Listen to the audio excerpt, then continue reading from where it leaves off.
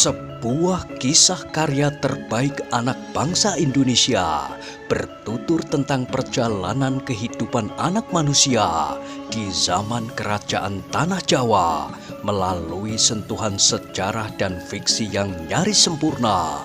Dengan bangga kami persembahkan satu di antara karya terbaik dari Eza Mintarja yang berjudul Jejak di Balik Kabut.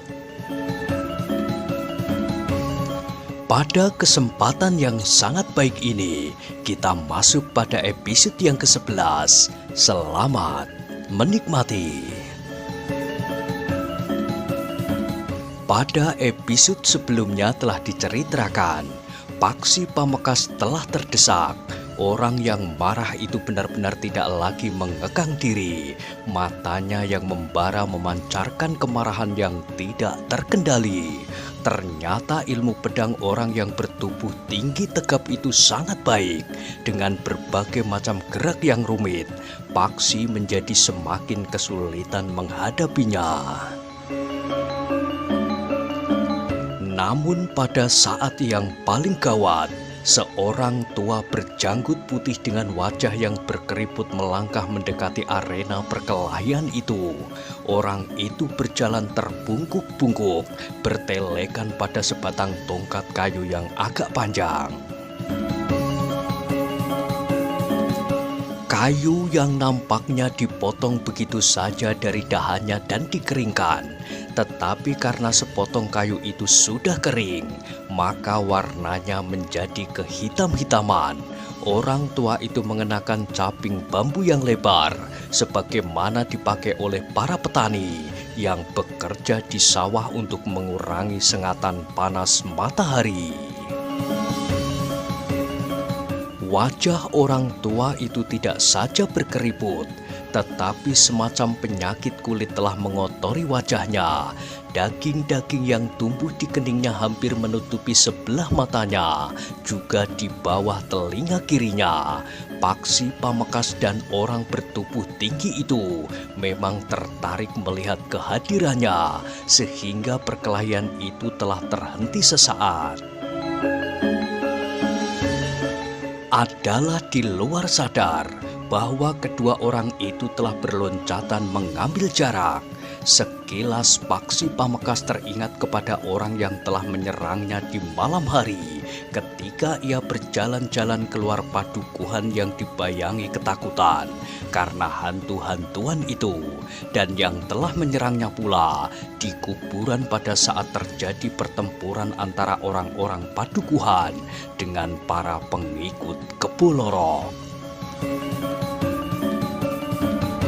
Orang itu juga cacat di wajahnya, tetapi cacat di wajah orang itu tidak sama sebagaimana cacat di wajah orang tua yang berjalan terbungkuk-bungkuk dan mengenakan caping bambu itu.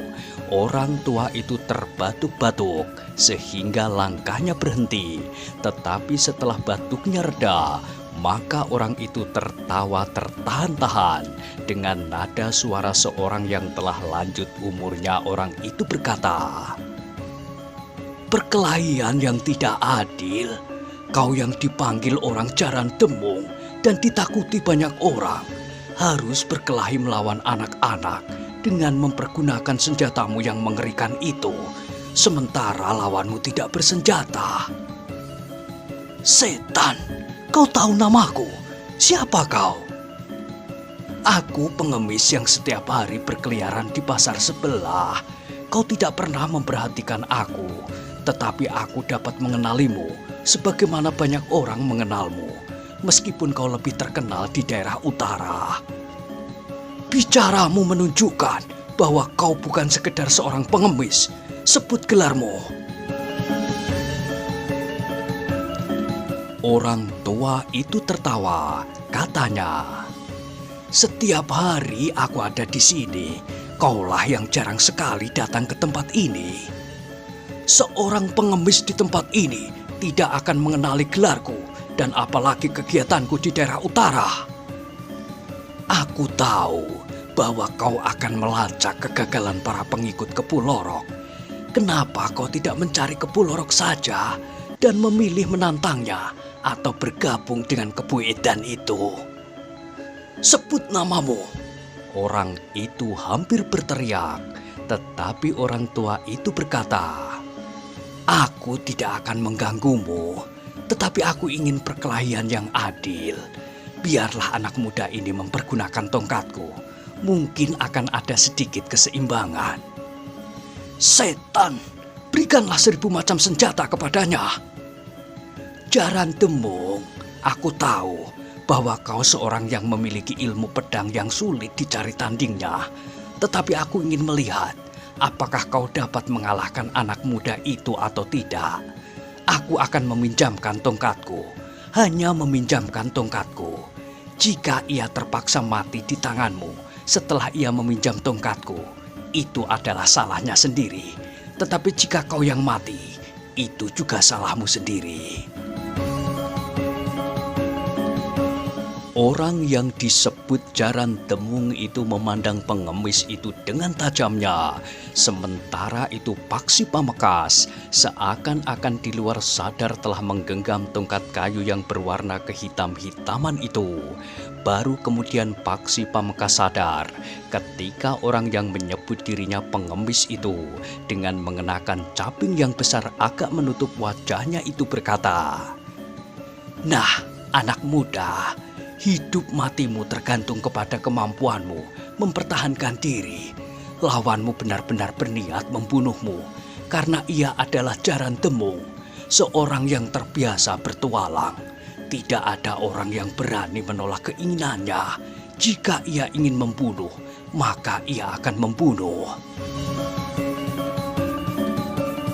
Paksi Pamekasan memegang tongkat kayu itu dengan eratnya. Ia tahu bagaimana harus mempergunakannya karena ia pernah ditempa oleh gurunya. Tetapi Paksi Pamekasan memang agak merasa heran. Tongkat kayu itu terasa agak lebih berat dari kayu kebanyakan, dari jenis apapun yang pernah dikenalnya, apalagi setelah menjadi kering. Namun Paksi Pamekasan tidak mempunyai banyak kesempatan untuk mengenali tongkatnya itu. Orang yang disebut Jaran Demung itu telah melangkah mendekatinya sambil berkata, "Aku akan membantainya, pengemis tua. Setelah anak ini, maka aku akan membuat perhitungan dengan kau sendiri. Karena aku tidak percaya bahwa kau benar-benar pengemis. Atau jika kau memang pengemis, maka itu adalah karena kau seorang pemalas atau pengecut. Karena kau tentu memiliki kemampuan." Orang yang mengaku pengemis itu tidak menjawab. Yang terdengar adalah suara tertawanya yang panjang. Dalam pada itu ketika Jaran Demung menjulurkan ujung pedangnya, maka Paksi Pamekasan mulai memutar tongkatnya. Ia memang memerlukan waktu sekejap untuk mengenali senjatanya itu. Paksi Pamekasan berharap bahwa tongkat itu tidak segera patah terkena sabetan pedang lawannya yang tajam itu. Tetapi lebih dari itu, pedang itu berada di tangan orang yang berilmu tinggi. Dengan tongkat kayunya, maka Paksi Pamekasan sadar bahwa ia tidak dapat menangkis serangan lawannya dengan langsung membentur ayunan pedangnya.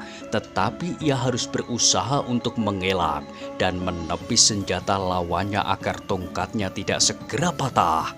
Jaran Demung yang marah itu pun segera mulai menyerang. Dengan ujung pedangnya, ia mulai menggapai tubuh Paksi Pamekasan. Tetapi dengan tangkasnya Paksi Pamekasan bergeser. Bahkan kemudian Paksi pun mulai menyentuh pedang lawannya dengan tongkatnya. Paksi Pamekasan merasakan getar yang keras di telapak tangannya. Sentuhan tongkatnya rasa-rasanya bagaikan sentuhan logam yang keras, bukan sekedar sentuhan kayu. Sentuhan itu juga mengejutkan Jaran Demung. Tangannya merasa seakan-akan pedang pedangnya tidak sekedar menyentuh sepotong kayu kering, tetapi pedangnya seakan-akan telah menyentuh sepotong besi. Karena itu, maka dugaannya bahwa orang yang menyebut dirinya pengemis itu sebenarnya lah adalah seorang yang berilmu tinggi. Jaran Demung memang berniat untuk menyelesaikan pengemis itu setelah anak muda yang telah berani menentang kemauannya itu. Meskipun jalan di depan kedai itu menjadi sepi, tetapi sebenarnya lah beberapa pasang mata tengah memandangi perkelahian antara seorang yang bertubuh tinggi besar dan berwajah garang melawan seorang yang masih sangat muda. Sejenak kemudian, maka perkelahian itu menjadi semakin seru. Jaran Demung benar-benar telah mengerahkan kemampuannya untuk mengalahkan Paksi Pamekasan. Bagi Jaran Demung, membunuh orang bukan lagi satu masalah. Seandainya hal itu diketahui oleh para bebahu padukuhan, ia sama sekali tidak menghiraukannya. Ia yakin bahwa tidak seorang pun bebahu padukuhan yang akan berani menangkapnya. Bahkan sekelompok bebahu tidak akan berani mengerahkan orang-orang padukuhan seandainya mereka dapat mengalahkannya, karena ia hanya seorang diri. Namun padukuhan itu dalam waktu kurang dari sepekan akan menjadi abu. Tetapi tongkat kayu yang berwarna kehitam-hitaman itu di tangan anak muda itu menjadi sangat garang. Paksi bukan saja berusaha menangkis dengan menepis pedang lawannya, tetapi tongkat itu sudah mulai menyerangnya pula. Tongkat yang baru saja terayun mendatar menghalau serangan pedangnya dengan cepat telah berputar dan mematuk ke arah dadanya. "Anak iblis!" geram Jaran Demung. Umpatan itu justru merupakan isyarat bagi Paksi Pamekasan bahwa lawannya mulai mengalami kesulitan. Karena itu maka Paksi Pamekasan pun menjadi semakin mantap. Anak muda itu telah mengerahkan kemampuannya. Tongkatnya berputaran semakin cepat.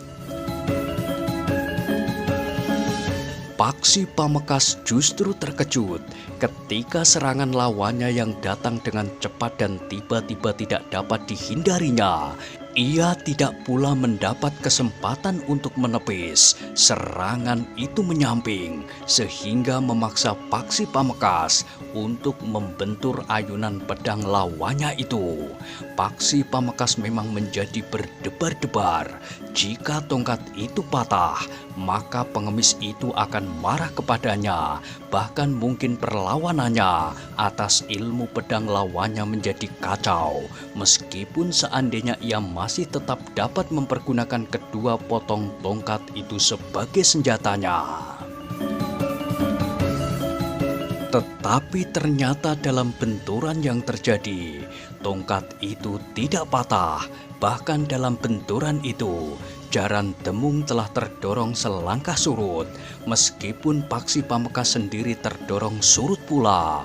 Sejenak Paksi Pamekasan sempat memperhatikan tongkat kayunya yang nampaknya tidak lebih dari sebuah dahan yang dipotong langsung dari batangnya dan kemudian dikeringkannya. Tetapi ternyata tongkat itu memiliki kekuatan yang besar. Namun dalam kesempatan yang pendek itu, Paksi Pamekasan tidak sempat mengamati tongkatnya lebih lama. Ia tidak sempat mengetahui apakah yang menyebabkan tongkat yang dipinjamnya itu demikian kokohnya. Dalam pada itu Jaran Demung telah meloncat menyerangnya pula. Namun Paksi Pamekasan pun telah siap untuk mempertahankan dirinya.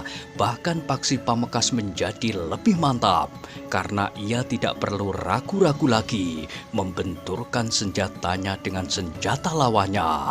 Pengemis yang mempunyai tongkat kayu itu tertawa. Dengan lantang ia berkata, "Bagus anak muda. Kau memiliki ilmu yang bagus. Kau tidak berada di bawah tingkat kemampuan Jaran Temung. Setan kau pengemis buruk, geram Jaran Temung. Kau akan kalah, Jaran Temung, berkata pengemis itu. Jika anak itu hatinya buram, maka nasibmu akan menjadi sangat buruk. Dengan tongkatku itu, dadamu akan dilubangi. Tentu lebih baik dilubangi dengan ujung pedang yang runcing daripada dengan ujung tongkat yang tumpul. Tetapi jika hati anak muda itu baik, maka kau akan diampuni.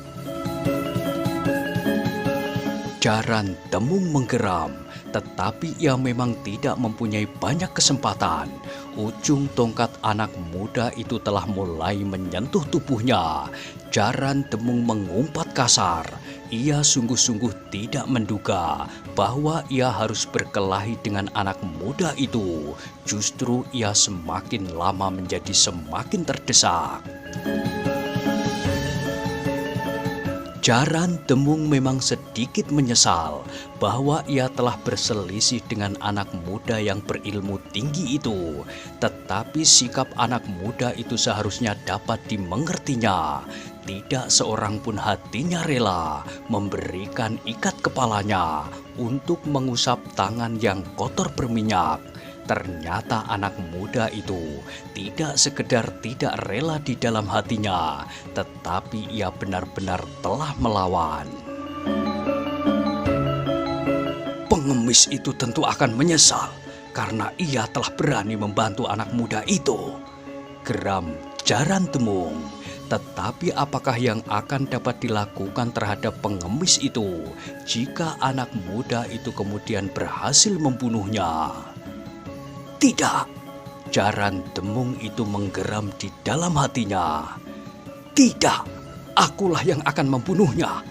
Tidak seorang pun yang akan dapat menghalangi aku, dan tidak seorang pun yang akan berani menuntut aku. Tetapi ia tidak dapat menghindar dari kenyataan.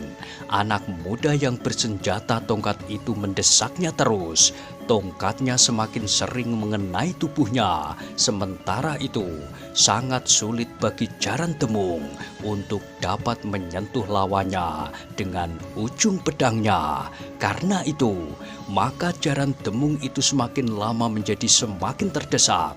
Pengemis yang mengenakan caping lebar itu pun mengikuti perkelahian dengan seksama. Sekali-sekali terdengar suara tertawanya menghentak, menghambur, dan kemudian suara tertawa itu meledak berkepanjangan. Bagus anak muda, kau ternyata mempunyai kelebihan dari Jaran Temung. Jaran Temung hanya mengandalkan kekuatan dan kedunguannya. Mungkin sedikit pengalaman yang berarti, tetapi kau memiliki pengetahuan dasar yang mapan.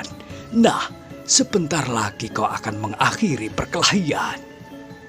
Diam kau pengemis gila, teriak Jaran Temung. Jika kau tidak mau diam, aku akan mengoyak mulutmu. Suara tertawa pengemis tua itu justru semakin meledak-ledak. Katanya, kau mengalami kesulitan menghadapi anak muda itu. Bagaimana mungkin kau akan mengoyak mulutku? Jaran Temung memang hanya dapat menggerai-to. Ia memang tidak dapat melakukannya. Sementara Paksi Pamekasan mendesaknya terus. Ketika ujung tongkat Paksi Pamekasan mengenai lambung Jaran Temung, maka terdengar keluhan tertahan. Jaran Temung meloncat beberapa langkah surut untuk mengambil jarak, tetapi Paksi Pamekasan tidak membiarkannya. Dengan cepat pula ia meloncat, tongkatnya terayun dengan derasnya ke arah kening. Jaran Temung masih sempat menangkis serangan itu. Dengan tergesa-gesa Jaran Temung memutar pedangnya melindungi keningnya dari sambaran tongkat Paksi Pamekasan. Tetapi dengan cepat, tongkat Paksi berputar. Pangkal nyala yang dengan derasnya terayun ke arah pundaknya. Jaran Demung harus meloncat semakin cepat menjauh untuk mengambil jarak, tetapi Paksi Pamekasan tetap memburunya. Tongkatnya itu terjulur lurus mengarah ke dada Jaran Demung. Jaran Demung tidak mempunyai banyak kesempatan. Karena itu, maka ia pun justru menjatuhkan dirinya, berguling dengan cepat dan kemudian meloncat bangkit berdiri. Paksi Pamekasan tertegun. Ternyata Jaran Demung masih sempat menghindar. Ketika Paksi Pamekasan berusaha memburunya, maka Jaran Demung telah siap menunggunya dengan ujung pedang terjulur. Paksi Pamekasan berhenti sejenak. Dipandanginya mata Jaran Demung itu dengan tajamnya, seakan-akan Paksi Pamekasan ingin melihat apa yang tersembunyi di tatapan matanya itu. Jaran Demung masih berdiri tegak, namun Jaran Demung itu seakan-akan sudah menjadi yakin bahwa ia tidak akan dapat mengalahkan anak muda itu. Karena itu, Jaran Demung harus mengambil sikap sebelum tongkat anak muda itu menghancurkan kepalanya. Paksi Pamekasan tidak tahu apa yang bergejolak di dalam dada lawannya itu. Ia pun tidak ingin berteka-teki lebih jauh. Karena itu, maka Paksi Pamekasan pun kemudian telah meloncat menyerangnya dengan garangnya. Jaran Demung masih memberikan perlawanan dengan hentakan-hentakan ilmu pedangnya. Namun justru tongkat Paksi Pamekasan yang sering menyentuh tubuhnya. Karena itu, maka Jaran Demung yang ditakuti itu telah memilih untuk meninggalkan lawannya yang masih muda itu. Ketika ia mendapat kesempatan, maka Jaran Demung itu pun meloncat menjauh dan kemudian berlari meninggalkan arena.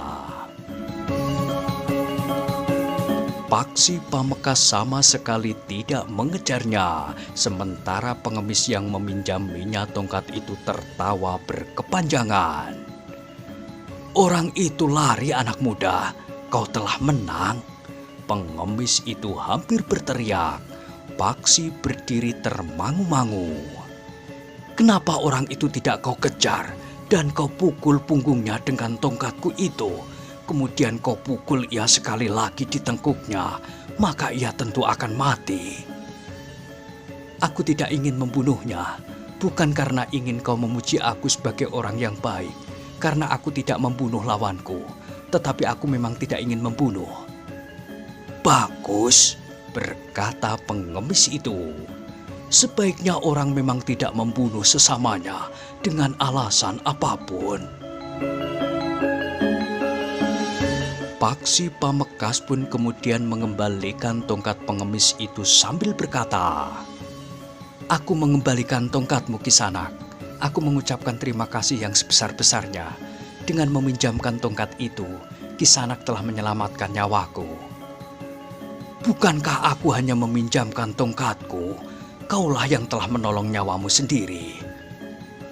"Tanpa tongkat itu, aku tidak akan mampu melawan ilmu pedang orang itu." "Nampaknya kau sesuai dengan jenis senjata seperti itu.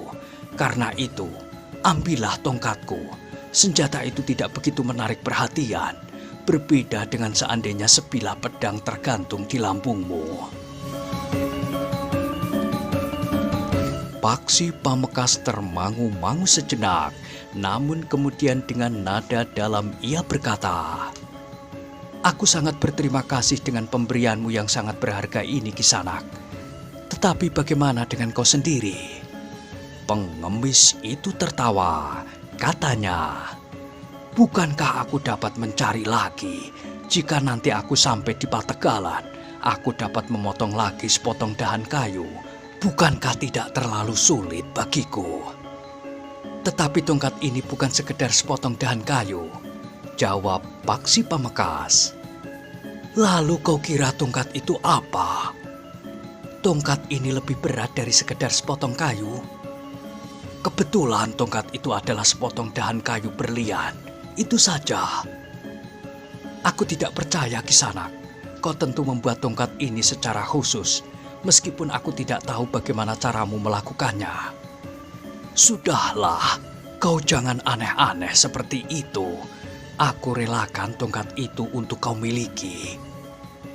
Aku tidak hanya sekedar ingin memiliki sebuah tongkat seperti ini, tetapi aku ingin mengetahui caramu membuatnya. Jika kau ajari aku membuat tongkat seperti ini, aku tidak akan mengambil milikmu. Kenapa tiba-tiba saja kau ingin berbuat aneh-aneh? Aku sudah memberikan tongkat itu kepadamu. Itu sudah cukup. Tongkat ini sudah berada di tanganku. Senjata yang sesuai bagiku. Nah, dengan senjata ini aku ingin memaksamu agar kau mau memberitahukan kepadaku bagaimana caramu membuat tongkat seperti itu. Anak muda, berkata pengemis itu, kau ternyata mempunyai watak yang aneh. Seharusnya kau ucapkan terima kasih bahwa aku telah memberimu senjata yang sesuai bagimu. Bukankah aku sudah mengucapkannya, bahkan sangat berterima kasih? Lalu kenapa kau ingin memaksaku melakukan sesuatu yang tidak aku mengerti? Jangan berpura-pura, Kisanak, sahut Paksi Pamekasan yang tiba-tiba saja telah memutar tongkatnya. Hei, pengemis itu meloncat surut. Kau ini orang apa? Aku sudah menolongmu, aku sudah memberikan senjataku kepadamu.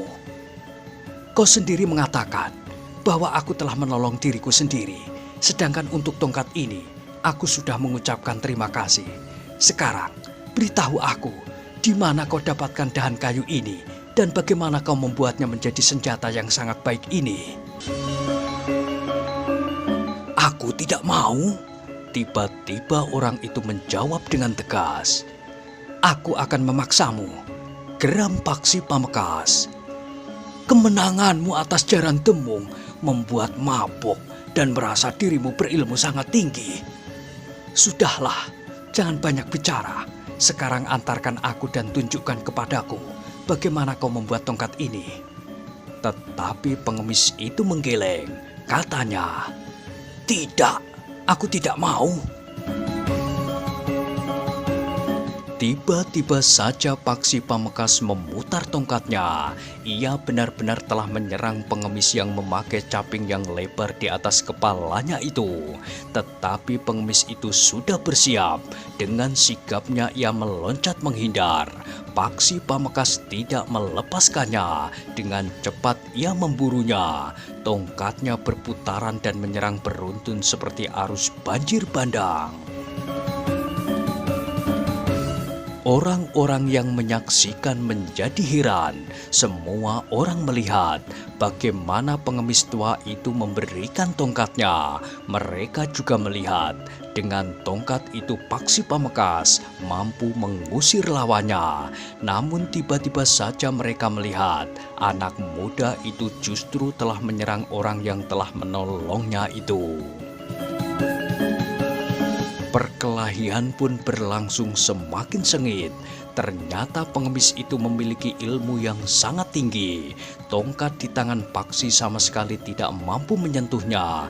Bahkan beberapa kali tongkat itu membentur kaki dan tangan pengemis itu. Yang mengherankan Paksi Pamekasan, pengemis itu menangkis serangan tongkat di tangannya itu dengan benturan-benturan yang keras tanpa merasa sakit.